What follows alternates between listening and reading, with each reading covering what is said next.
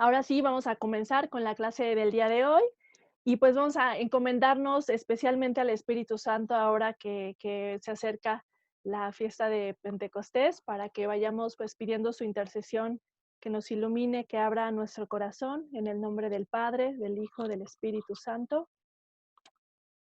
Amén. Ven, Espíritu Santo, y llena los corazones de tus fieles y enciende en ellos el fuego de tu amor.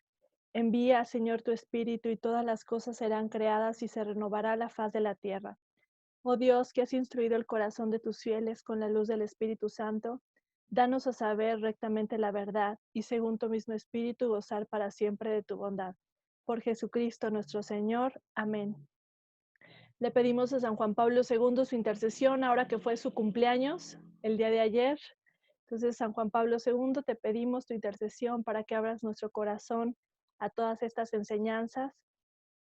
Te agradecemos por tu testimonio y tu amistad, por todo lo que nos has regalado y te pedimos que intercedas por todos los anhelos de nuestro corazón, nuestros sufrimientos, todo lo que pasa en nuestras mentes y corazones.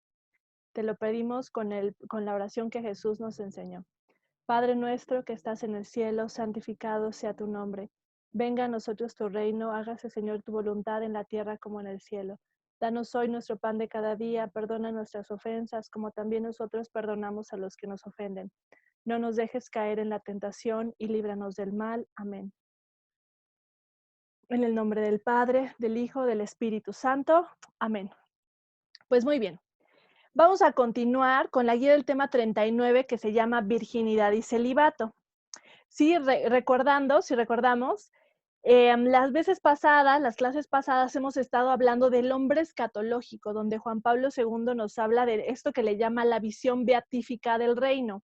O sea, la esperanza de, o sea, todo esto que decimos del principio que está grabado, todo esto que luchamos y que padecemos por la fractura del pecado, ¿cuál es su realización, su trascendencia, hacia dónde vamos, cuál es nuestra esperanza? Y decíamos, la esperanza no solamente para la muerte, o sea, ante la muerte, sino la esperanza también para la vida ahora, ¿no? Donde Juan Pablo II nos va revelando que si nuestra vocación primera es al amor, cuando estamos aquí viviendo en esta tierra y vamos creciendo con el amor, nos vamos dejando enseñar a amar como Dios quiere que amemos, vamos amando en lo que nos toca vivir, con lo que tenemos, con los dones que tenemos, en la vida que tenemos, en el momento presente que tenemos. Dice, ya estamos comenzando a participar del reino, o sea, el cielo no es algo que sucede en el futuro cuando te mueres, sino que vamos degustando y viviendo.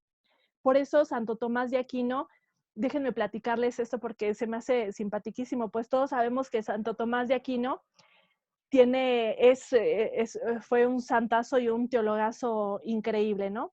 Pues Santo Tomás de Aquino tiene una partecita en la Suma Teológica donde habla de qué hacer cuando estamos abrumados, preocupados o incluso angustiados. Fíjense qué curioso. Y nos da algunos puntos. Déjenme ver así de cuáles me acuerdo, pero déjenme platicarles que, fíjense, dice Santo Tomás de Aquino, cuando nos sintamos abrumados, agobiados, cansados, ¿qué podemos hacer? Dice, lo primero que podemos hacer, dice, es busca un placer chiquito. Dice, los placeres chiquitos de la vida cotidiana consuelan el alma. El apapacho físico que nos damos así, cuando nos compramos algo rico, cuando nos preparamos un tecito caliente, no sé ustedes qué les guste, qué hacen para consolarse. Fíjense, Santo Tomás de Aquino, ese teologazo, nos dice, esos pequeños placeres consuelan el alma, son también alivio para el alma. Y entonces dice, claro, hay que buscar placeres legítimos. ¿Por qué? Porque los placeres legítimos, o sea, las pequeñas cosas buenas que son placenteras, también nos acercan a Dios, nos dan pequeños ánimos. Entonces, tarea número 1 de nuestro amigo Santo Tomás de Aquino, cuando nos sintamos agobiados, cansados, dice, consintámonos un poquito con algo rico, con algo placentero, con algo bonito que nos guste. Entonces, tarea número 1, vamos a consentirnos, es la tarea que nos manda Santo Tomás de Aquino, consentirnos con algo riquito, bonito, bueno, que tengamos a nuestro alcance en nuestros días. Luego dice, ¿qué otras cosas nos pueden ayudar cuando estamos agobiados o cansados? Dice, el busca a los amigos. Dice, los amigos nos ayudan a recordar que fuimos hechos para el amor, que estamos en conexión. Entonces, busquemos platicar con algún amigo, llamémosle a alguien ahora con el teléfono o el celular o videollamada, o si no, un mensajito, busquemos a algún amigo que nos ayude a consolar, que nos entienda, que nos pueda también dar este apapacho. Luego dice, ¿qué otra cosa podemos hacer? Dice Santo Tomás de Aquino, dice llorar, pero dice, ese llorar, dice que es un desahogo. Dice, fíjense que es muy, muy curiosa esa expresión porque dice Santo Tomás de Aquino, usa una expresión que es como de weeping, como de, como cuando hacemos así, así de, como han visto a los niños así cuando están desconsolados que le hacen, ¿sí? Usa esa expresión, o sea, no es tal cual llorar, sino como esa expresión como cuando lloras con todo el cuerpo, porque dice, los seres humanos necesitamos el desahogo y es un desahogo también del alma. Entonces, cuando lloramos, también desahogamos y descargamos cosas. Y fíjense que ahora he estado aprendiendo un poco sobre eso porque hay algunos psicólogos que dicen que hay que darnos espacios para llorar. O sea, a veces nos esperamos a llorar cuando algo nos hace llorar, cuando vemos una película, cuando alguien nos dice algo que nos molesta y entonces ahí es cuando lloramos. Pero dicen algunos psicólogos que también podríamos buscar nosotros el procurar llorar para desahogar, por ejemplo, la tristeza. Y que dicen eso es mucho más sano, el darnos espacios frecuentes para llorar, que esperar a que lo acumulemos tanto que ya no podamos así, entonces caigan en las lágrimas y con así toda la tristeza y los pensamientos. Entonces, fíjense, hasta Santo Tomás de Aquino nos lo dice, si nos damos un espacio para llorar, eso también consuela el alma. Luego dice también el punto número 4, dice, busca la verdad. Dice, los seres humanos buscamos satisfacción encontramos satisfacción y consuelo cuando encontramos algo verdadero y bueno. Entonces dice, busca algo que te alimente tu intelecto, aprende algo, busca una duda que tengas y busca cómo responderla, busca algo que te revele algo de ti. Déjenme platicarles que ahora que he estado aprendiendo mucho de la ansiedad, pues porque he tenido ansiedad en los últimos meses y me he estado metiendo, hay algunos videos preciosos sobre el ser humano y la ansiedad, por qué tenemos las emociones, cómo reacciona nuestro cuerpo a la tensión. Y de verdad que cuando tú ves eso y entiendes lo que te pasa, es una alegría para el corazón decir, wow, es que el ser humano es muy padre y puedo hacer algo con mi tristeza o con mi enojo. Entonces, eso es lo que nos dice Santo Tomás de Aquino. Y finalmente dice Santo Tomás de Aquino, si todo esto no funciona, dice, un buen baño caliente y duérmete, descansa. Fíjense, qué curioso, ¿no? A veces creemos que, fíjense, habla de la dimensión de cómo los seres humanos tenemos diferentes dimensiones. Y a veces cuidamos mucho lo espiritual, pero descuidamos todo lo demás. O a veces cuidamos lo físico y descuidamos todo lo demás, o así vamos en desequilibrio. Pero este cuidarme a mí como persona es cuidarme en todas las áreas y no lo confirma nuestro amigo Santo Tomás de Aquino, ahora va a ser también nuestro amigo, que nos dice también un bañito caliente y descansar. Así que ahí están sus 5 tareas. Pero lo que les quiero también, o sea, comentar con esto es, veamos cómo, o sea, es en la vida cotidiana, en lo humano, en estos pequeños placeres, como nos dice Santo Tomás de Aquino, en el descanso, en el abrazo de un amigo, en las palabras reconfortantes, vamos probando un poquito del cielo. ¿Por qué? Porque Juan Pablo II nos dice que cuando estemos en el cielo vamos a ser plenamente nosotros. Vamos a tener la divinización, ¿se acuerdan? La perfecta integración cuerpo y alma, la participación de la vida divina perfecta, de la vida íntima con Dios. ¿Se acuerdan cuando veíamos esto? Pero esa era la espiritualización y la divinización, la participación plena. Y que Juan Pablo II nos reafirma y nos dice la participación plena en mi humanidad. O sea, yo con mi cuerpo, con mi personalidad, con mi historia, voy a ser pleno. O sea, esa plenitud que anhelamos en esta vida es la plenitud que vamos a tener en el cielo. Claro, bien, ¿no? O sea, porque nosotros ahora no alcanzamos a dimensionarla totalmente. Y entonces, estas pequeñas cosas que nos hacen plenos son una probadita, que nos ayudan, nos reconfortan, nos hacen mejores, nos animan, son una probadita del cielo. Y entonces, en ese sentido, estas probaditas del cielo, dice Juan Pablo II, pues van ayudándonos a realizar ese plan de la salvación.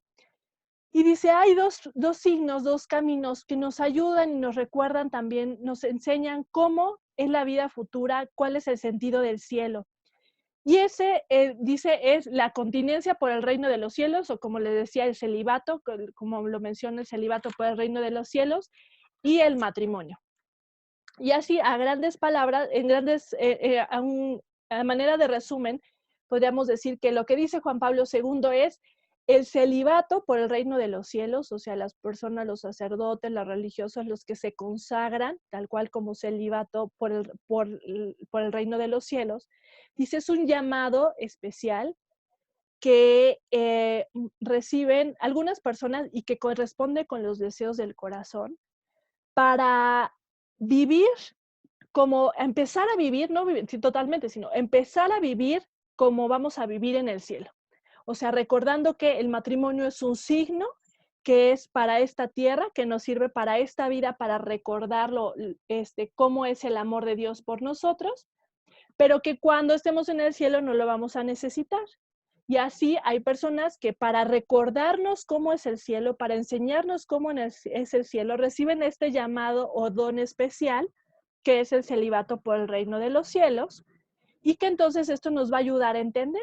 Dice Juan Pablo II, en esta medida, entender el celibato nos ayuda a entender el matrimonio. ¿Por qué es tan importante? Si el celibato no tuviera importancia y fuera una mera cuestión de represión sexual e impureza, pues el matrimonio sería lo mismo, una mera cuestión de desfoga tus deseos sexuales y ya.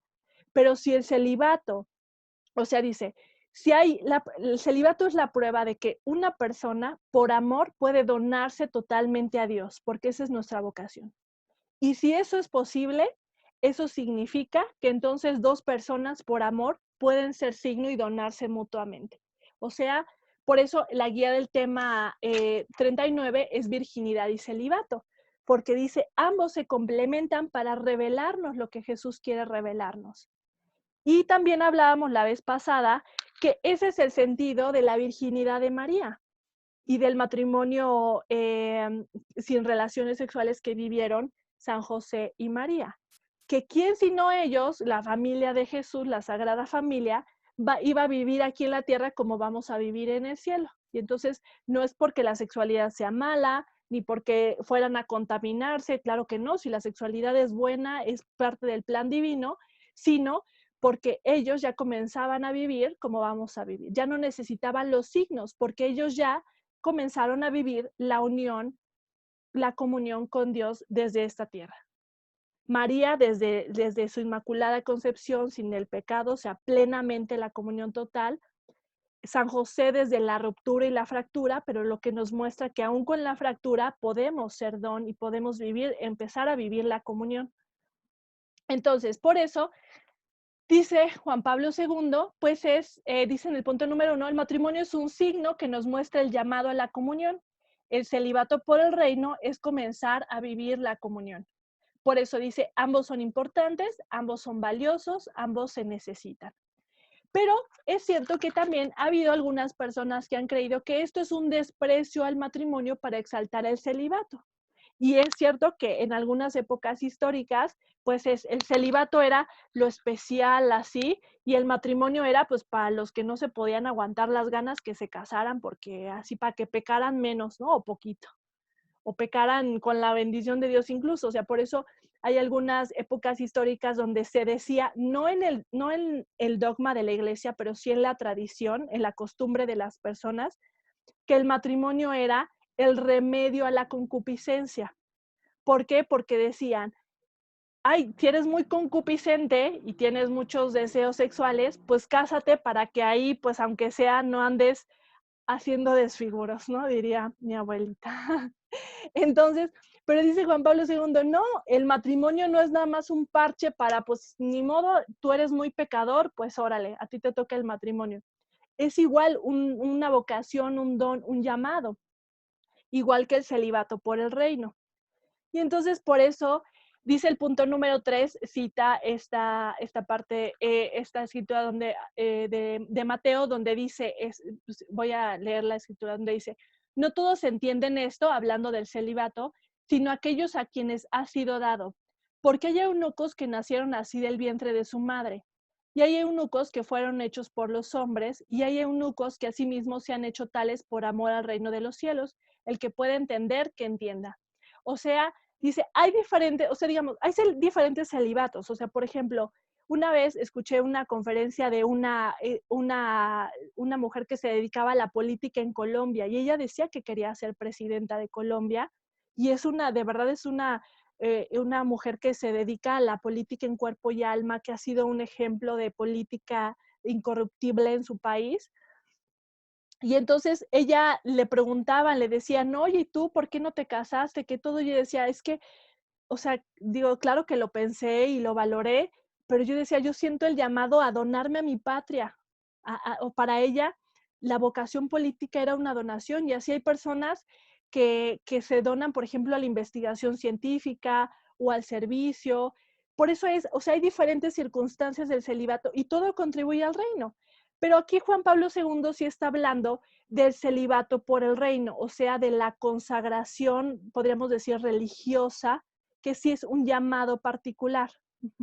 Que, digamos, todo celibato ofrecido a Dios, o sea, es algo que fructifica y aporta al reino, pero el celibato por el reino tiene la misión específica como les decía, de comenzar a vivir la comunión y ser una prueba, digamos, de que eso nos espera en el cielo, ¿no? De esa comunión total. Y por eso es que, o sea, el celibato por el reino, dice Juan Pablo II, pues tiene otros frutos espirituales grandísimos, es importantísimo para la iglesia, o sea, el que haya personas que se consagren a Dios o a la iglesia, da muchísimos frutos para toda el plan de la salvación. Y entonces dice, en el punto número 4, dice, el ser humano creado a imagen de Dios está llamado a la comunión y su existencia en la tierra es deseo y búsqueda. Por eso el amor es la vocación innata de toda persona. O sea, Juan Pablo II nos recuerda y dice, nuestra primera vocación y máxima vocación es la vocación al amor. Esa es la primera vocación. Entonces, si amamos, estamos realizando nuestra vocación en donde estemos. Ahora, claro, esa vocación al amor tiene manifestaciones particulares, que es el punto número 5, que dice, hay dos caminos para realizar esto, el matrimonio o el celibato. O sea, déjenme decirles que aquí Juan Pablo II dice algo que en esta época es muy polémico, que dice, en realidad, todos estamos llamados al matrimonio. ¿Por qué? Porque lo que Dios quiere es casarse con nosotros, en el sentido de una donación y compromiso total y fiel. Entonces, en ese sentido, todos estamos llamados a casarnos con Dios, todos, absolutamente todos. Esa es nuestra vocación, es amar total, libremente en una relación total, plena, súper feliz con Dios. Y ese es el sentido del matrimonio. Pero claro, en términos, podríamos decir ya de vivencia particular, hay dos tipos de matrimonio, el matrimonio sacramental, hombre y mujer que conocemos, y el matrimonio que es el celibato por el reino, que es, o sea, por eso lo que platicábamos la vez pasada, de que decimos que el sacerdote se casa con la iglesia, que la religiosa se casa con Dios, porque es un matrimonio, es un compromiso sacramental eh, que tiene la posibilidad del amor, ¿no? Que desarrolla la posibilidad del amor. Entonces, por eso reafirma en el punto número 6, debería ser una opción personal y voluntaria porque conlleva renuncia y un determinado esfuerzo espiritual. O sea, el celibato siempre debe ser un acto de libertad, de compromiso, no puede ser impuesto, ni forzado, ni manipulado, igual que el matrimonio. El matrimonio tampoco puede ser ni forzado, ni manipulado, ni obligado, ni chantajeado, ni nada. O sea, el amor, acuérdense, dice Juan Pablo II, está sostenido o arraigado en la libertad. Si no hay libertad, no hay posibilidad del amor. O sea, de hecho, ese es el propósito de la libertad. La libertad fue hecha para amar. Entonces, la libertad que tenemos es para el amor. Y entonces, aquí viene algo importante. El punto número 7 se los voy a resumir en que dice, ¿se acuerdan que en otro momento, en la teología del cuerpo, hablábamos del significado esponsal del cuerpo? O sea, que decíamos que el cuerpo tiene un significado, revela algo profundo. O sea, que nosotros, así como los sacramentos son un signo que revela un misterio, pues dice, nuestro cuerpo es un cuerpo sacramental. ¿Por qué? Porque el cuerpo es un signo también, o sea, mi cuerpo también revela misterios de Dios. Por eso soy un signo sacramental, o sea, mi cuerpo es un signo sacramental. Y entonces,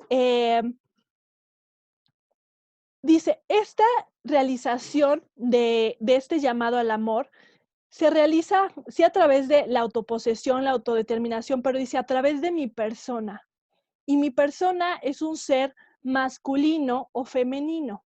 Para Juan Pablo II, o sea, es muy clara esta integración de que no puedo realizar mi vocación fuera de, ni mi realización personal fuera ni de mi cuerpo, porque obviamente no existo sin mi cuerpo, ni fuera de mi mente, ni fuera de mis emociones, ni fuera de mi espíritu, porque es uno solo.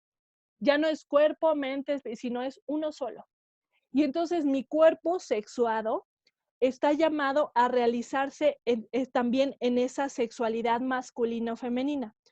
¿Por qué les digo todo esto? O sea, se los voy a poner en palabras muy simples. O sea, lo que dice Juan Pablo II es, la mujer tiene llamados y funciones específicas de ser mujer, propósito, algo que aporta al mundo que solo la mujer aporta.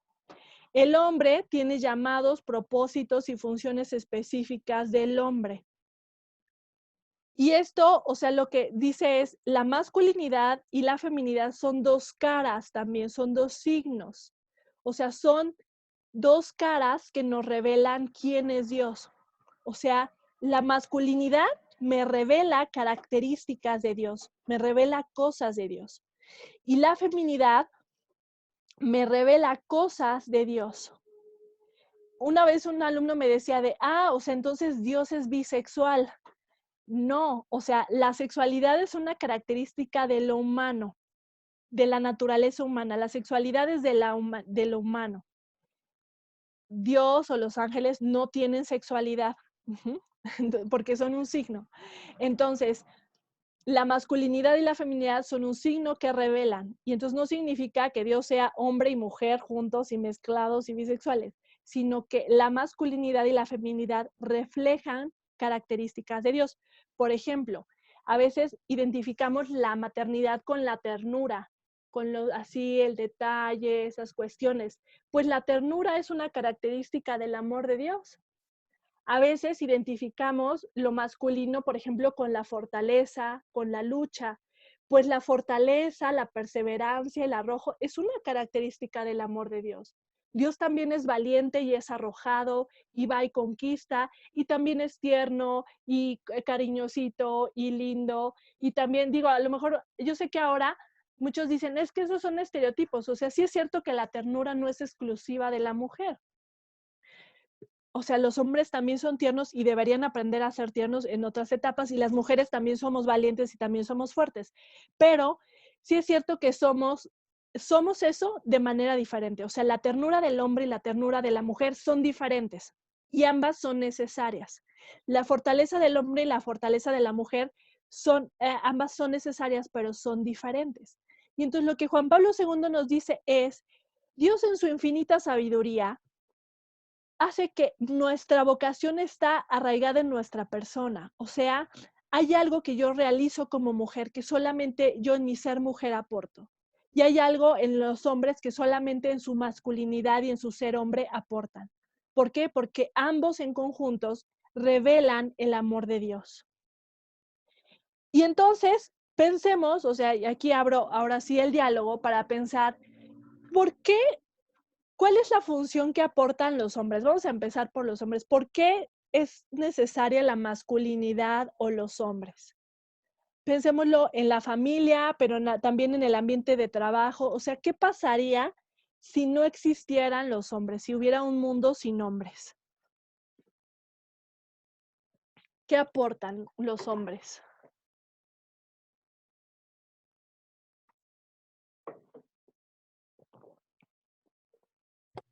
Pues también el complemento de poder, para poder engendrar en los espermatozoides en determinado momento, vámonos a lo biológico, pero en la cuestión de físico es la protección, el acompañamiento, pues el amor en sí, porque necesitamos ese amor. Muy bien, muchas gracias, Ana Luz. Buenas tardes, perdón por llegar tan tarde. No, no te preocupes. Gracias. Adelante, bienvenida. Estamos en Gracias. torno a la pregunta sobre qué, bueno, un poco resumiendo, o sea, Juan Pablo II nos dice, la masculinidad y la feminidad aportan cosas diferentes para el plan divina y para el plan divino y ambos necesarios. Entonces, ¿qué aportan los hombres? Es como la pregunta. ¿Qué aportan los hombres al mundo? ¿Por qué se necesitan los hombres? ¿Qué papel tiene la masculinidad en la historia de la humanidad, en la historia de la salvación? No, creo que no hay ninguno de los pocos hombres que hay en el grupo conectados para salir en defensa de pero, ¿qué podrían aportar? Fíjense, o sea, yo sé que están diciendo: "Ay, ¿qué decimos? Es que, ¿cómo explicarlo?". Fíjense lo difícil que es. O sea, cómo nos cuesta trabajo describir qué es la masculinidad y la feminidad. O sea, nos cuesta trabajo, pues sí, o sea, es un poco como lógico. Miren, les voy a poner aquí en cuadrito para que nos veamos un poquito mejor. Pero fíjense lo difícil que es definir masculinidad y feminidad, porque, ¿qué decimos? A ver, el hombre protege. Pues sí, pero la mujer también protege, pero protegen diferente, pero ¿en qué es la diferencia? Ahí es donde nos es difícil reconocer. Vamos entonces a ponerlo, por ejemplo, en el tema de las mujeres. ¿Qué aportamos las mujeres como mujeres? Ahora que hay tantas discusiones en torno a esto, pongámoslo en una pregunta. ¿De qué se perdería el mundo si no hubiera mujeres? Digo, aparte de la Uy, cuestión de los hijos, pero adelante, adelante. no, yo pienso que muchísimas cosas, porque yo creo que, bueno, hablando de la familia, ¿verdad? Dentro de la familia creo que eh, brindamos fortaleza, fortaleza interior, ternura, unión entre los miembros de la familia, armonía.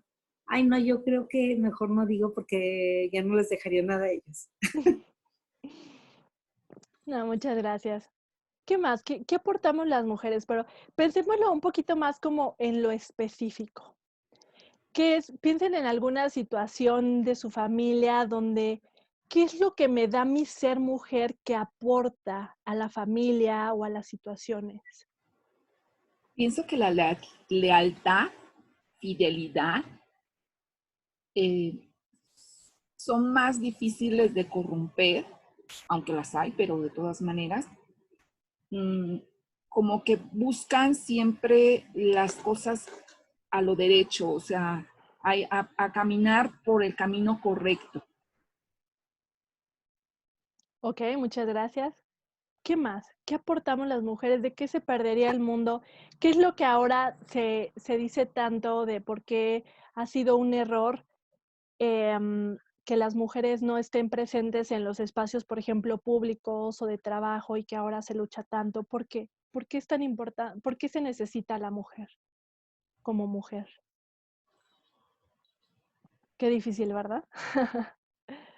La suavidad, la otra cara de la moneda, se puede decir, porque siempre es muy recio en cuestiones de los negocios, es una cuestión no muy humanitaria y a las mujeres sí se les da más pensar en qué sentirá la otra persona.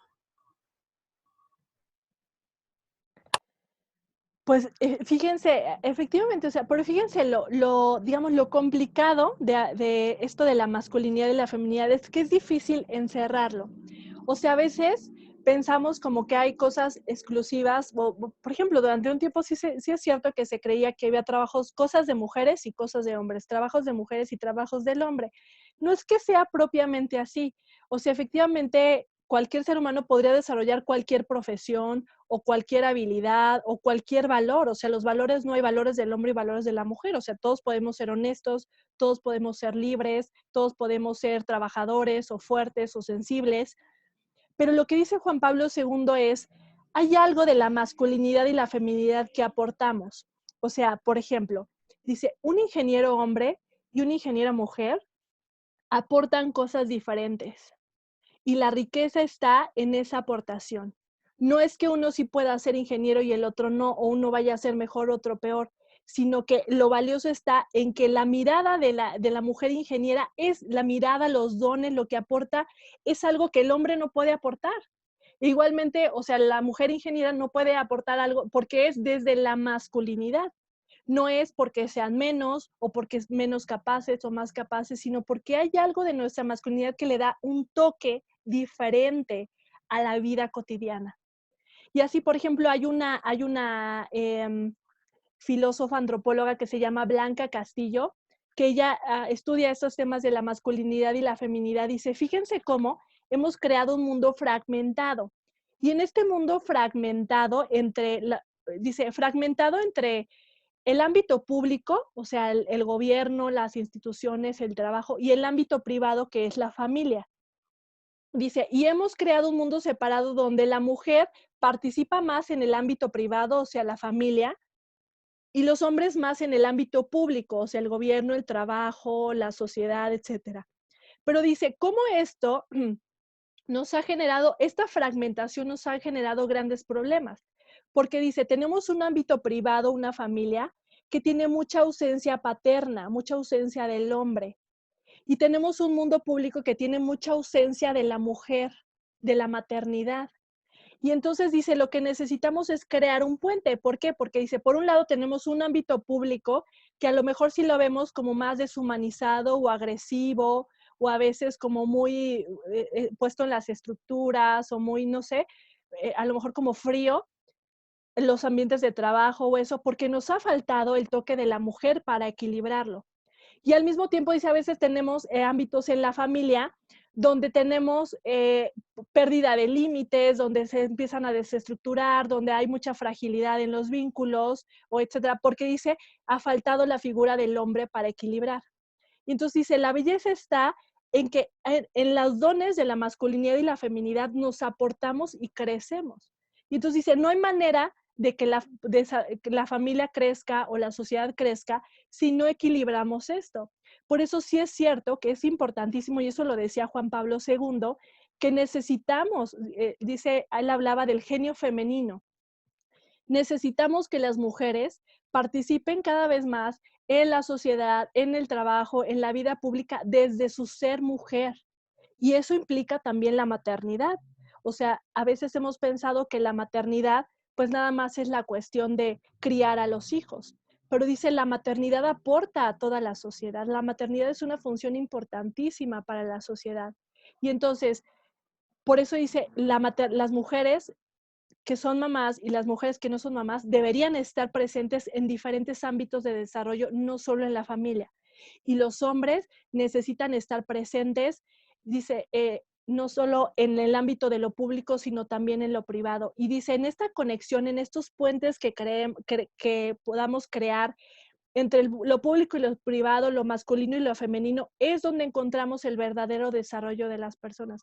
Y a mí me encanta cómo lo propone, porque, digamos, en su fundamento eso es lo que también propone la teología del cuerpo. Ambos hablamos de la cara de Dios, la masculinidad y la feminidad. Y entonces dice Juan Pablo II, esta virginidad por el reino, este celibato por el reino, este matrimonio, estos, o sea, diferentes expresiones de la vocación, también se realizan en la masculinidad y la feminidad. O sea, lo que aporta el hombre y la mujer en el matrimonio es diferente y se necesitan ambos para complementarse. Y también en el celibato, la expresión del celibato en el hombre y en la mujer tiene ciertas diferencias porque aportamos diferente desde la masculinidad y la feminidad. Y ahí es donde se conecta con la cuestión de por qué uno de los fundamentos, hay muchos más, pero un fundamento de por qué el sacerdocio está reservado para los hombres. Digamos que la teología del cuerpo va dando esta explicación de decir que tiene que ver con que el sacerdocio es algo que tiene que ver con una función de la masculinidad y de la paternidad. Y el problema es que ha sido como en muchos otros ámbitos, es que hemos exaltado la aportación del sacerdote por encima de la aportación de lo que hacen las mujeres en la iglesia. Y entonces, si en ese tema valoramos como más importante lo que hace un sacerdote que lo que hace la religiosa o las mujeres que se dedican o consagradas, pues es ahí donde hay un desequilibrio, donde hay una distorsión. Porque no es que sea más importante lo que, acuérdense que Jesús no es, tú eres más importante y tú eres menos importante, a ti te quiero más y a ti te quiero menos, sino es todos desde nuestros talentos y nuestra vocación, nuestra masculinidad y feminidad, aportamos al plan divino de salvación. Ana Luz. Mira, dijiste paternidad y qué, ¿qué es lo que daban los sacerdotes, Y perdón? desde la masculinidad, desde su función como hombres y como padres. Uh-huh. Ah, ok, gracias. ¿Qué hay? Luego, si quieren, les comparto como otros documentos donde desarrollan un poquito más esta idea, pero pensémoslo así, o sea, no es que la cuestión de que las mujeres no puedan ser sacerdotes sea una cuestión de discriminación o desigualdad, sino que desde la visión del ser humano de la iglesia es, cada uno tiene funciones diferentes y el sacerdocio es una función de la masculinidad y de la paternidad. Entonces, lo que tenemos que hacer no es que las mujeres tengamos todo lo de los hombres, sino que lo que hagamos las mujeres sea reconocido y valorado tan importante y tan valioso como lo que es las funciones de la masculinidad. Y si se fijan, eso es mucho de lo que es ahora, lo que es, se lucha por la cuestión de los derechos de las mujeres, que lo que hacemos las mujeres sea reconocido y valioso. El problema es que se ha mezclado o se ha confundido con esta idea de igualdad radical, donde tenemos exactamente lo mismo y todos somos exactamente lo mismo y que hagamos exactamente lo mismo y lo hagamos igual. Pues no, eso es contrario a la visión de la iglesia, que es cada uno es diferente, todos aportamos y yo aporto desde mi ser, la plenitud de mi ser. Y entonces lo que necesitamos es una cultura que dignifique y valore a la mujer y a la maternidad y que igualmente entienda el verdadero valor y el verdadero sentido de la masculinidad y la paternidad. Y en la medida en que crezcamos con esto es que nutrimos todos los ambientes del verdadero, de las caras de Dios, de lo que aporta la masculinidad y la feminidad. Entonces, por eso dice, nuestra vocación también está atravesada por nuestro ser. No es que esté limitado por eso, sino que es que yo me realizo en lo que yo soy. Juan Pablo II, en un documento que se llama Familiaris Consortio, tiene una expresión preciosa que dice, sé lo que eres. O sea, nosotros nos realizamos siendo lo que somos. Si yo me pongo máscaras, si yo pretendo ser alguien que no soy, si yo me esfuerzo por ser alguien diferente, si yo me peleo contra mí mismo porque no me gusta mi personalidad, porque no me gusta mi cuerpo, porque nunca voy a ser pleno, porque yo solamente voy a ser pleno siendo yo. Y soy yo plenamente cuando realizo mi vocación de lo que yo, con mis dones, con mi cuerpo, con mi feminidad o masculinidad, con mi vida, con mi historia soy. Entonces, fíjense, o sea que siento hasta que me va a explotar la cabeza y el cerebro de que es como una profundidad que ni siquiera alcanzo a comprender. Pero, o sea, como Juan Pablo II nos dice, Dios quiere que seas tú mismo. Y tú mismo tiene que ver con tu historia, tu cuerpo, tu masculinidad o feminidad, con tus genes, pero también con tu mente, con tu espíritu, con tu historia, todo lo que tú eres. Y entonces, pues dice, así también se realiza la vocación, o sea, el celibato en masculinidad o en la feminidad, el matrimonio con la complementariedad masculinidad y feminidad, la vocación del mundo con la complementariedad y el desarrollo de la masculinidad y la feminidad y sobre todo la conexión. Porque no es nada más que hombres y mujeres nos desarrollemos a la par como si fuera una competencia de ver quién logra más, sino es que nos desarrollemos cada uno como masculinidad y feminidad y en la complementariedad. O sea, imagínense, o sea, soñemos este mundo donde los hombres y las mujeres participemos desde nuestra masculinidad y feminidad en la familia. ¿Qué es lo que pasa cuando ambos están presentes y comprometidos desde su masculinidad? Se desarrolla plenamente la familia. Hay unos, bueno, ahorita les platico un poquito eso de la paternidad y la maternidad, pero entonces cada uno aportamos desde la diferencia. Y entonces, por eso es que, o sea, es ciertamente un error decir, o sea, que la función de las mujeres es la maternidad, como si la maternidad fuera solamente criar hijos, sino mi función de mujer y mi función maternal es mucho más. Por eso es que una mujer que no tiene hijos no es que esté incompleta ni que no se realice. O sea, nos realizamos en nuestra vocación en el amor. Y esa vocación en el amor a veces tiene la expresión de un bebé biológico, pero a veces tiene otras expresiones que también son maternidad. Y ahorita vamos un poquito hacia eso. Pero entonces, con esto, un poquito el tema, menciono el tema, el punto 8, perdón, que dice: el celibato por el reino es el signo inequívoco del sentido último de la sexualidad, la comunión.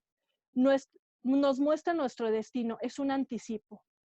Dice el punto número 9, si un varón o una mujer son capaces de darse en don por el reino de los cielos, esto prueba a su vez, y quizá aún más, que existe la libertad del don en el cuerpo humano. Entonces, ¿qué tenemos que ir creciendo? En el reconocimiento tanto del matrimonio como del celibato. En la medida en que estemos desproporcionados o exaltando uno y despreciando al otro o despreciando los dos, pues dice, menos se nos revela lo que es el sentido de la sexualidad, del cuerpo, del plan divino de salvación. Por eso es que es la teología del cuerpo, si es en mi cuerpo, en mi naturaleza humana, en los vínculos humanos, donde develamos, quitamos el velo de quién es Dios y lo vamos conociendo. Y ahora nos pasamos a la guía del tema 40, que es complementariedad del matrimonio y el celibato. Y ahí dicen el punto número 1. Bueno, primero hasta aquí, dudas, preguntas, comentarios.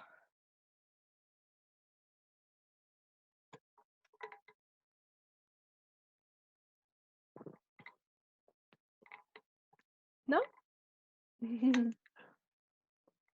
Bueno, entonces seguimos avanzando y ya saben, si hay dudas o comentarios, los podemos ir avanzando o al final, los podemos ir viendo o al final. Pero entonces, fíjense esto que nos dice. Así como nos dice que todos tenemos un llamado al matrimonio en el sentido de que Dios quiere un amor libre, total, fiel y fecundo para siempre, quiere todo con nosotros y para siempre. Dice, así también, dice algo súper polémico en esta época, que es que todos estamos llamados a la paternidad o a la maternidad. Chan, chan, chan. O sea, esto tan polémico, dice, todas las mujeres estamos llamadas a ser madres. ¡Ay, cómo! Esa es una opresión y estereotipo y bla, bla, bla. Pero dice, o sea, acuérdense, no está hablando solamente de la maternidad biológica o de que todas las mujeres tengan que tener hijos biológicos. Esa es una expresión de la maternidad. Pero dice, mi feminidad está, digamos, arraigada en la maternidad. O sea, todas tenemos vocación de ser, porque pensémoslo así. Otra vez volvamos con las preguntas. ¿Qué aporta la madre, las mamás? ¿Qué aportan? ¿Qué es lo que dan las mamás que es tan indispensable ahora que fue 10 de mayo? Espero se la hayan pasado muy bien.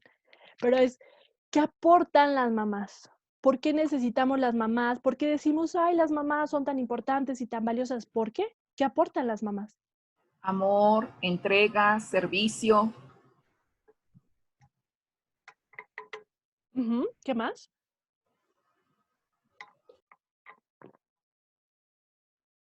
¿Qué hacen? ¿Por qué es tan valioso el papel de las mamás? ¿Qué hacen? ¿Qué dan las mamás? La lechita caliente, pues la lechita caliente te la puede dar cualquiera. ¿Por qué? Porque si te lo da mamá es valiosísimo y es importantísimo. También eso de la unidad que tratan de mantener. Ay, perdón. Jesús, a la familia. Ay, Jesús.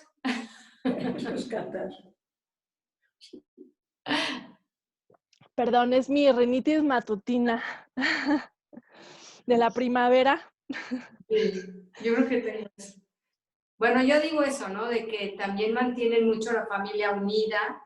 Ok, qué importante. Y como que siempre las mamás, siempre se dice que tienen un sexto sentido, entonces te conocen cuando te sientes triste, nadie lo nota más que tu mamá, como que, ¿qué te pasa? ¿No? Como que entonces están al pendiente de ti hasta en tu mente. Físico, cuando están enfermos. Sí, aparte de todo eso. Así es que... ¿Perdón? No sé, bueno. Que si quieres decir algo. No, que una madre para los hijos, yo pienso que es todo, todo. No lo siento, no lo digo por mí, sino porque yo tuve muchos hijos y yo los conocía de todo. De cuando estaban enfermos, cuando estaban tristes, cuando estaban contentos, cuando estaban enojados. todo. Cuando escondíamos algo. Mis hijos muchas veces me dijeron, nos gusta mucho, ya que estaban grandecitos, me encanta venir a mi casa cuando sé que está mi mamá ahí.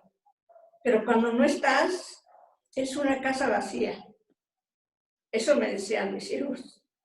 Y era muy bonito de ver. Así es, qué lindo. Y fíjense cómo esta vivencia de la maternidad se relaciona con nuestro ser mujer, porque déjenme platicarles que en el desarrollo, cuando somos chiquitos, más o menos como entre los 3 y los 5 años, y un poquito también otros años después, como toda la edad de del kinder y la primaria, podríamos decir que el cerebro de los niños y las niñas va teniendo ciertas diferencias. Y una de esas diferencias es lo que vamos percibiendo. Por ejemplo, los niños en la edad, en esta edad que les digo, como en esta edad donde es el club de Toby, tienden a ser muy competitivos, se marca mucho la competitividad. Y es porque su cerebro, y eso o sea, está demostrado, o sea, su cerebro está desarrollado para analizar jerarquías. O sea, los niños, los varoncitos, su cerebro está diseñado para ver jerarquías. Y entonces ellos llegan a los juegos, al parque, a la fiesta con los primitos y empiezan a analizar el mundo en ver las jerarquías. ¿Quién es el líder? Y vamos a hacer una competencia. ¿Y quién puede más? ¿A quién siguen? ¿A quién no siguen? Y eso no es como, ay, el machismo, sino es su cerebro lo que percibe, lo que funciona. Y por eso ellos organizan sus juegos o tienden a organizar los juegos en función de esta competitividad, la jerarquía, los grupos, quién es mejor, porque eso es lo que su mente analiza. Y en cambio, por ejemplo, las niñas en esa etapa, las niñas tienden a ver el mundo en función de la conexión. Lo que su cerebro registra son las conexiones. Por eso, si se fijan, los juegos a veces de las niñas son más de todos somos iguales y no importa, y vamos a juntar, a quién juntamos y a quién no juntamos. Vamos a invitar a todos los juguetes, porque lo que importa no es quién es el juguete más veloz, como a diferencia de los niños, sino es que todos los juguetes estén presentes, que todos estén jugando, todo esto. Hay unos estudios bien interesantes, por ejemplo, hubo uno de una socióloga que ella decía que ella no quería imponerle a su hija ningún estereotipo, y entonces que ella iba a criar a su hija como sin distinción de estereotipos de género y todo eso. Y ella relataba, o sea, en una explicación como de la crianza, que ella estaba muy desconcertada porque por más que había hecho el esfuerzo de criar a su hija como que era biológicamente niña, como sin ningún estereotipo, ella no entendía por qué su hija insistía en todas las noches acostar a sus camiones, ponerle una cobija y darle un besito de buenas noches a sus camiones. Y entonces o sea, esto es lo que, esta maravilla de la biología y del cerebro, lo que nos va revelando es esta dimensión también teológica, de cómo los seres humanos, o sea, hombres y mujeres, vemos el mundo desde cosas distintas y aportamos cosas distintas. Y eso se conecta también con nuestra paternidad y maternidad. ¿Por qué? Porque lo que dice Juan Pablo II en el punto número 1 dice, el amor esponsal que encuentra su expresión en la virginidad por el reino de Dios debe llevar a un desarrollo de la paternidad y maternidad en sentido espiritual, fecundidad espiritual y sobrenatural que proviene del Espíritu Santo. O sea, dice, nuestra maternidad y la paternidad, o sea, nuestro ser hombre y ser mujer, va más allá de ser hijos, de tener hijos biológicos. O sea, las mamás son mamás, su maternidad es más que solamente que engendrar un bebé, sino su maternidad también es una maternidad social, es una maternidad espiritual, es una maternidad cultural, es una maternidad psicológica, es una maternidad cognitiva del cerebro, de lo intelectual. O sea, la maternidad es mucho más que solamente darle sopita caliente al niño o cambiarle el pañal o curarle las heridas, sino lo que está dando es fecundidad, es vida en todos los sentidos. Y entonces dice, esa maternidad es una maternidad que está arraigada en nuestra ser mujer. O sea, como por ejemplo esta mujer que les digo que es una política de Colombia, una mujer que se dedica a la política, también está ejerciendo su maternidad y ya está siendo madre para su pueblo también. Está ejerciendo, dando los dones de su ser mujer y maternidad a su pueblo. Y entonces por eso dice la maternidad es mucho más, o sea, se extiende mucho más. Y lo mismo es con la paternidad. La paternidad no es, o sea, el que cuida así el bebé y le da la sopita o todo eso, sino hay una paternidad espiritual, o sea, hay algo que aporta como padre o como madre, que aportan los seres humanos hasta la cultura y la sociedad. O sea, por eso es que la maternidad y la paternidad dice va mucho más allá. Por eso la mujer, y les digo, cuando es una maternidad biológica, pero si esa mamá que tiene un bebé biológico va y se desarrolla en el ámbito social, en la iglesia, en aportar en otros ámbitos de desarrollo, está también siendo fecunda en lo demás, en la evangelización, en la economía, en el trabajo. Cuando van las mujeres, las mamás y trabajan todos los días, están dando el don grandísimo de su maternidad también al mundo. Y entonces, o sea, igual dice alguien que no tiene hijos, también está llamada a dar esa fecundidad y esa vida, ese don de su feminidad y dar vida con ello a la sociedad, al mundo, a la iglesia, a la política, a todo eso. Y igualmente pasa con los hombres. Por eso dice, la maternidad y la paternidad son mucho más fecundos que solamente el hijo biológico, sino no es solamente el acto biológico. O sea, la maternidad no es solamente parir un bebé o cuidar a un bebé, y eso no es, sino es mucho más que eso. Porque la fecundidad y la vida es formar una conciencia, educar un alma, llevar a alguien al cielo, y eso también se hace en lo social. Por ejemplo, esa cuestión de las mamás de te alimentan, cuando nosotros hacemos un servicio de ayudar a los pobres en la alimentación, donamos una despensa o ayudamos a los más necesitados, estamos siendo también mamás para ellos en el sentido de darles alimento. Cuando rezamos por ellos, o sea, todo eso es también maternidad y paternidad y por eso da fruto, por eso da vida también, vida emocional, vida espiritual, vida psicológica, o sea, la vida es dar vida en todos los sentidos, o sea, el amor nos hace mejor en todos. Y cuando asumimos esta maternidad y paternidad, o sea, en el sentido de que todos nos cuidamos unos a otros.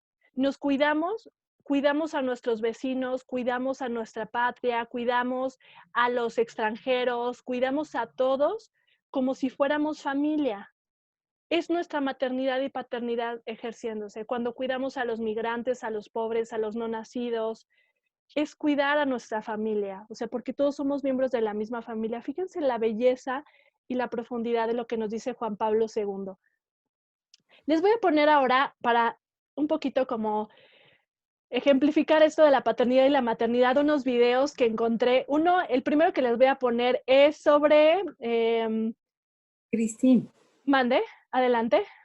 les quiero comentar algo, una experiencia que yo tuve cuando fui mamá de mi tercera hija. Fue algo muy curiosito porque, bueno, ella era bebé, tenía como, no recuerdo exactamente, pero como 10 meses, 11 meses, fue chiquita. Y un día temprano la pasé de su cuna a mi cama. Y cuando la cobijé, una de las barbas de la cobija le cayó en el cuello y se le deslizó hacia su pechito. Y me asombró sobremanera, de verdad, que ella sintió que la barbita le caía en su pecho y así bebé juntó sus bracitos y empezó a hacer como si arrullara un bebé. Me sorprendió tanto porque ella era un bebé. Dije, ¿cómo podemos traer eso tan arraigado? Qué cosa tan maravillosa, ¿verdad? Bueno, les quería comentar eso, compartir. Muchas gracias, qué lindo. Efectivamente, eso es lo que dice Juan Pablo II, está arraigado en nuestra esencia como personas. Por eso, o sea, dice, sí ha sido un error, o sea, dice, esta crisis que tenemos ahora tiene que ver con que no entendemos la masculinidad y la feminidad, no entendemos la paternidad y la maternidad y por eso pensamos que podemos deshacernos de ella, cambiarla, quitarla, porque no se ha desarrollado plenamente. O sea, sí es cierto que hay distorsiones de la masculinidad y la paternidad, el machismo, la ausencia paterna, pero también es cierto que hay distorsiones sobre la feminidad y la maternidad. Y entonces, mientras vayamos creciendo, conforme vayamos creciendo en comprender qué es la masculinidad y qué aporta al mundo, y qué es la feminidad y qué aporta el mundo, y cómo se complementan, cómo se nutren, cómo nos necesitamos unos a los otros, vamos a crecer en desarrollar toda la sociedad. O sea, para la teología del cuerpo, no podemos desarrollarnos a menos que crezcamos en entender y respetar esto que somos. Por eso es sé lo que eres. Mientras más seamos lo que somos y lo seamos en plenitud, más desarrollo va a haber en todos los sentidos. Qué bonita experiencia, muchas gracias. Pues ahora sí, les voy a poner primero, es un videito, ojalá que se vea, este primero no tiene muchas contenido, pero es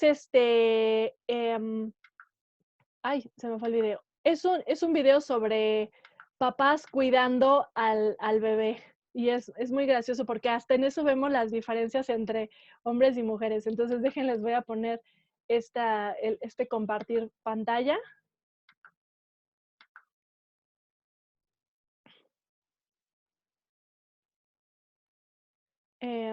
Ay, espérenme, creo que no lo hice adecuadamente.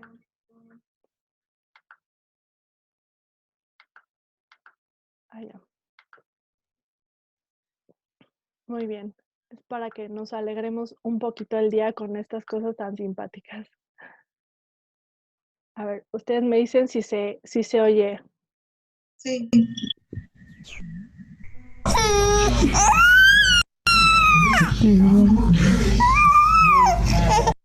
Okay, okay.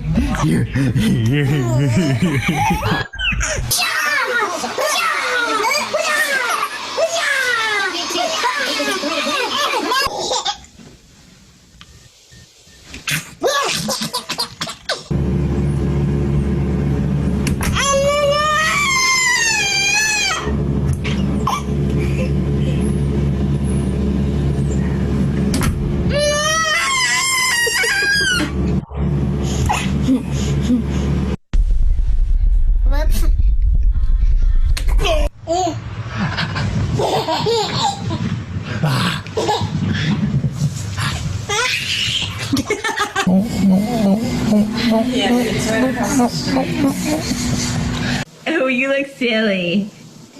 Tell Grandpa are a little big for me. Don't let him hit the table. Keep blowing her face now. You're feeling going in it.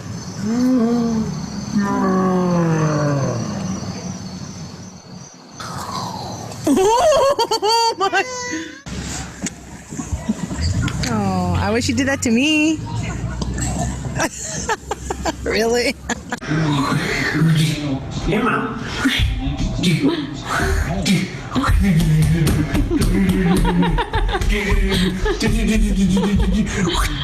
Hey, Mom.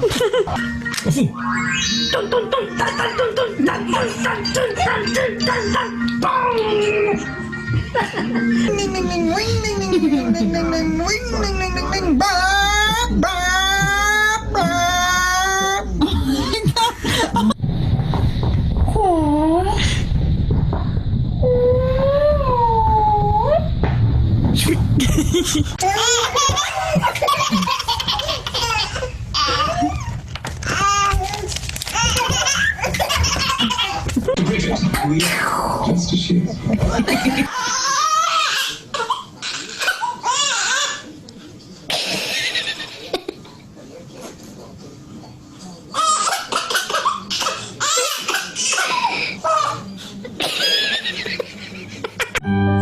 Are you sleeping? Are you sleeping, Brother John?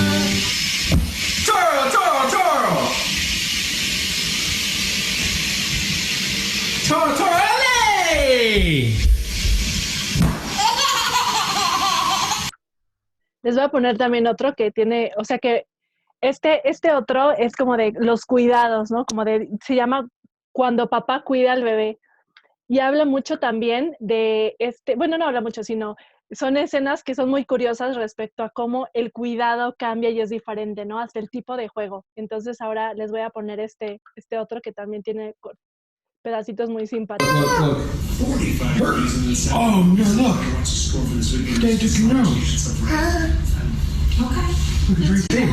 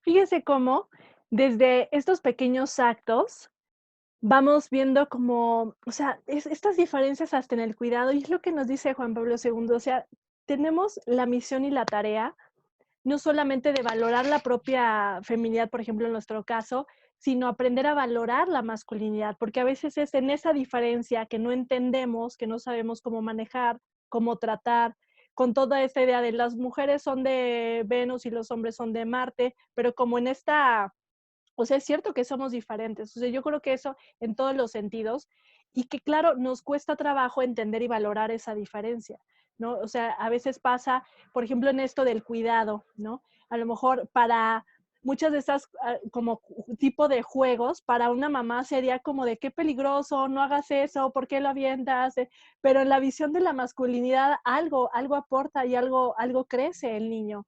O es, por ejemplo, estas cuestiones también como de uno dice, no, que no vaya porque es peligroso, y el otro, sí, que aprenda el mundo, ¿no? El papá generalmente así como de, sí, órale, que ya aprenda. Y en la bici, yo me acuerdo cuando a mí me enseñaron a andar en bici, mi mamá, las rueditas, así, y mi papá así, no, o sea, ni siquiera me preguntó, sin rueditas, 1, 2, 3, y órale, y así como de, así es el mundo, bienvenida.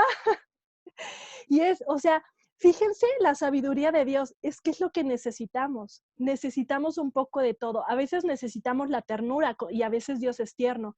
A veces necesitamos el empuje y entonces Dios nos lanza y nos dice, órale, tú puedes. A veces necesitamos el apapacho, la misericordia. A veces necesitamos el regaño, no, esto está mal, necesitas cambiar. Y todo eso lo necesitamos para desarrollarnos. Y es en esa complementariedad como en el plan de Dios, así lo deberíamos obtener de la paternidad y de la maternidad. Entonces, es esta belleza. Y ahora esa es la belleza del plan divino, o sea, de cómo toda nuestra humanidad está impregnada de la imagen de Dios, hasta nuestra masculinidad y feminidad. Fíjense qué bonito. Y ahora les voy a poner otro video. Me dicen si se escucha bien el audio, porque esto sí es una charla. Está en español, entonces ustedes me dicen si se alcanza a escuchar bien. Para que podamos verlo, si no, mejor se los mando porque vale mucho la pena, dura 10 minutitos, creo que sí alcanzamos bien en el tiempo en clase y vale mucho la pena, entonces sí, me dicen si se escucha bien ahorita que se los ponga, ¿vale?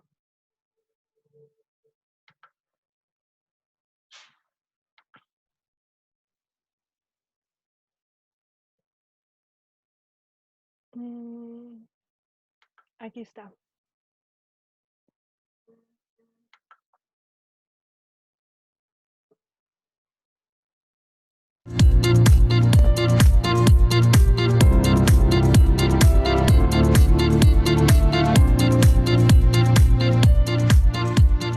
Soy ñoña por naturaleza. Desde que era chiquita, me acuerdo que incluso antes de entrar a la primaria, me puse a resolver ejercicios de mi libro mágico.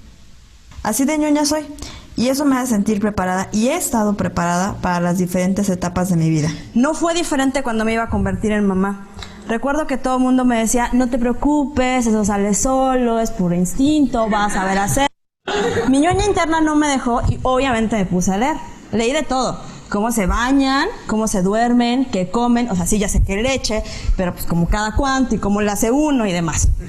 Y cuando nació mi hija, resulta que un switch mágico se prendió. A lo largo de semanas y meses me fui convirtiendo en experta no solo en cambiar pañales, en darle de comer, en saber qué necesitaba, lo sabía todo. Pero al mismo tiempo, mi switch de memoria, ese que me hizo ser neurocirujana, neurooncóloga y demás, se apagó. Olvídate de leer algo que fuera un poquito más complejo que un post de Facebook, recordar las citas que tenía de consulta esa semana, muchísimo menos aprenderme la lista del súper. ¿Qué había pasado? ¿Cómo fui que me convertí en puro instinto y cero cerebro? Y me di cuenta que me convertí en mucho instinto y mucho cerebro, solo que era un cerebro diferente, era un cerebro de mamá. ¿Cómo fue que mágicamente mi switch de mamá se prendió? Bueno, como muchas de las cosas en la vida de las mujeres, la explicación está en las hormonas. A lo largo del embarazo, las hormonas se encargan de preparar un ambiente perfecto para el bebé. Pero cuando el bebé nace, en ese mar de hormonas, una en especial, llamada oxitocina, hace que la primera vez que huelas a tu bebé, junto con toda esa elevación de oxitocina, se activan los mismos circuitos de recompensa y placer. Es decir, aquellos que están involucrados directamente en las adicciones. En otras palabras, me hice adicta a mi bebé. Esto puede llegar a ser tan fuerte el vínculo, porque pues lo hueles diario, que cuando te alejas del bebé, los primeros meses sobre todo, presentas síntomas físicos de abstinencia. La primera vez que yo regresé al hospital, vomité, me dio diarrea, me dolía el estómago y francamente me sentía mal. Eso era muy obvio, me faltaba mi dosis diaria de olor a bebé. Si bien no existe un área cerebral mágica encargada de la maternidad, sí se ha observado que existe una zona localizada en el centro del cerebro que se llama área preóptica medial, eso suena muy cool, ¿no? Por eso me gusta neuro, que se encarga de los sentimientos de maternidad y apego. Es tan importante que las mutaciones en las células que lo conforman hace que las mujeres no presenten sentimientos de maternidad y apego. Esta área, a su vez, activa otras áreas, en específico áreas que tienen que ver con el reconocimiento auditivo y reconocimiento facial. Todas las que están aquí ya han sido mamás, es clásico. Está el niño jugando con todos los demás, escuchas un ¡mua! Es el mío, ¿no? Y ya sabes que se cayó, que algo le molesta, que se ensució el pañal, te dice que sí. Ok, ¿por qué? Porque el área auditiva no solo reconoce el llanto de tu bebé por el de otros bebés, sino es muy sensible y es capaz de discriminar entre las diferentes tonalidades de llanto para identificar si necesita cambio de pañal, si ya tiene hambre, si ese juguete no le gusta, si lo que quiere ver en ese momento es obviamente La Sirenita y no cualquier otra película. Lo mismo pasa con el reconocimiento facial. Si a una mamá le enseñan fotos de su bebé en una situación de estrés o de llanto, se activan los circuitos que se prenden cuando nos sentimos amenazadas. Esto es para proteger a tu cría. Si le enseñas una foto de tu bebé sonriendo, se activan las mismas áreas que te dan sensaciones de placer. En mi caso muy particular, pues comer chocolate a escondidas porque siempre lo tengo que compartir, ¿no? Esto obviamente tiene un precio, ¿eh? El primero y para mí más importante, el dormir. Olvídate de volver a dormir y no porque le tienes que dar de comer cada 2 horas o porque cuando creces, mamá me duele la pierna, mamá ya no me duele la pierna o cuando son más grandes se van a ir de fiesta. No, es por la oxitocina. Resulta que la oxitocina también participa en el sueño y te hace estar hiperalerta todo el tiempo. Y me refiero a todo el tiempo. 5 días de nacer a mi hija, le toca a mi marido hacer guardia para darle de comer, yo dormí una noche seguida. Al día siguiente se despierta y me dice, oye, la bebé durmió padrísimo, no se despertó ni una vez. Lo volteé a ver con una cara de, ¿es en serio?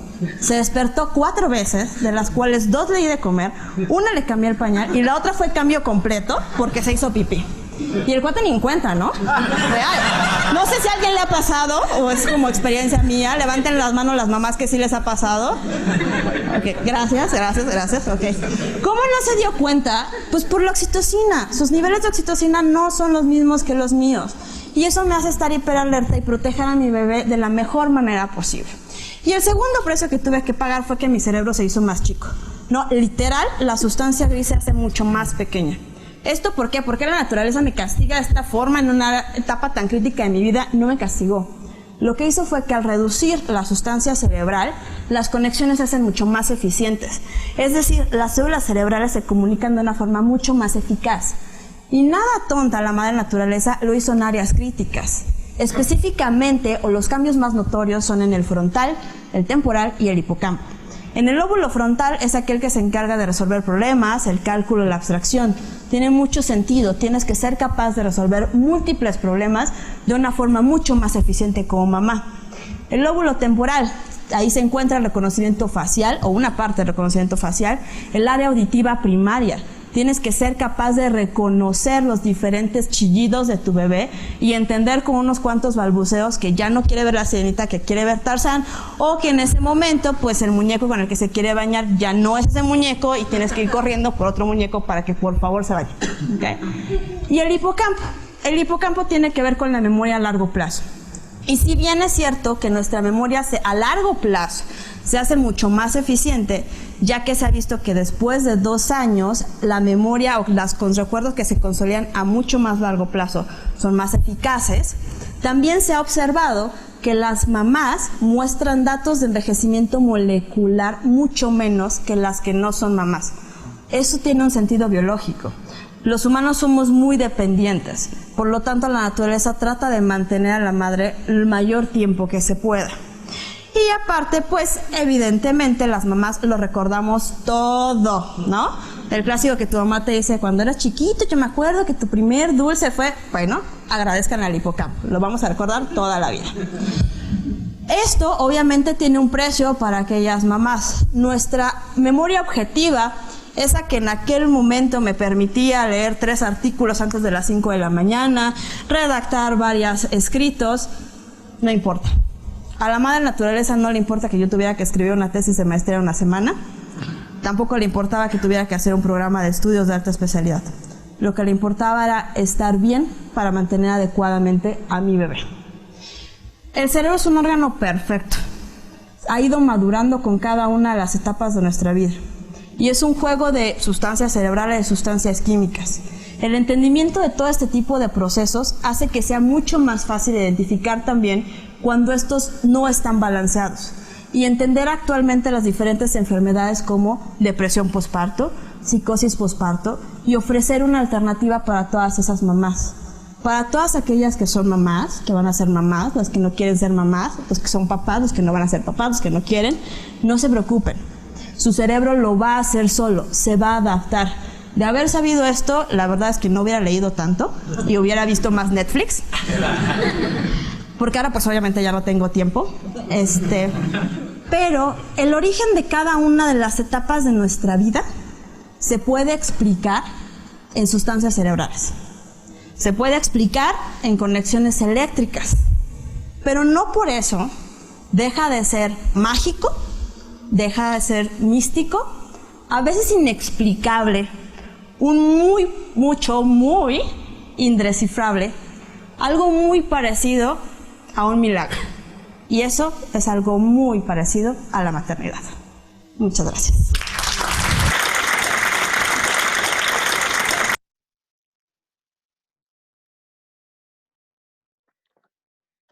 Muy bien, pues espero que se haya escuchado. De todos modos, les voy a mandar el link de este video por si quieren verlo, porque vean qué hermoso, ¿no? Y eso es, yo veo este video y digo, esto es teología del cuerpo. Es como la biología, con la mente, con la sociedad, con todo lo que soy. Es algo que me capacita para el amor, para la donación en las diferentes etapas, pero me encanta cómo cierra para decir, o sea, esto al final es místico, yo diría, es teológico, nos revela a quién es Dios. Estos cambios en el cerebro, la maternidad también nos revela a quién es Dios, cómo ama a Dios. esta capacidad que tenemos de responder, este cuerpo masculino, femenino, todo eso nos habla de Dios. Y entonces por eso dice Juan Pablo II, esta cuestión del matrimonio y del celibato, de que se realiza a través de nuestra vocación como hombres y mujeres, nos va revelando la pintura completa. Y el celibato, y como el matrimonio, son partes importantes de esta pintura completa. Porque el celibato y el matrimonio también nos ayudan a comprender la masculinidad, la feminidad, el plan de Dios, las caras de Dios, el plan de Dios para nosotros. Y entonces fíjense cómo, a mí me encanta cómo Juan Pablo II nos ayuda a ir conectando nuestra fe, lo que nos enseñaron, con nuestra naturaleza humana, con lo que vivimos, con nuestro plan, con todo esto. Todo nos va ayudando a conectarlo para darle sentido. Y entonces fíjense qué bonito, aquí tenía en mis notas comentar esto de, el sueño de Dios es la familia. Si se fijan, el plan de Dios siempre ha sido la familia. Al principio, el Génesis habla de la familia. En el proceso de fractura con el pecado, sucede la restauración a través de una familia. ¿Cuál familia? La Sagrada Familia. Luego luego Jesús nos va revelando que Dios es familia, es una comunión de personas. Y este sentido de la Trinidad, de la comunión de personas, cómo se conecta y se refleja incluso en la cruz. Si nosotros pensamos en la cruz, luego les enseño unas imágenes muy bonitas donde se ve más claro. La próxima semana se los voy a poner, cómo es, en la cruz también hay alguien, digamos, perdón, me voy a regresar tantito para explicarles bien esta idea porque es preciosa.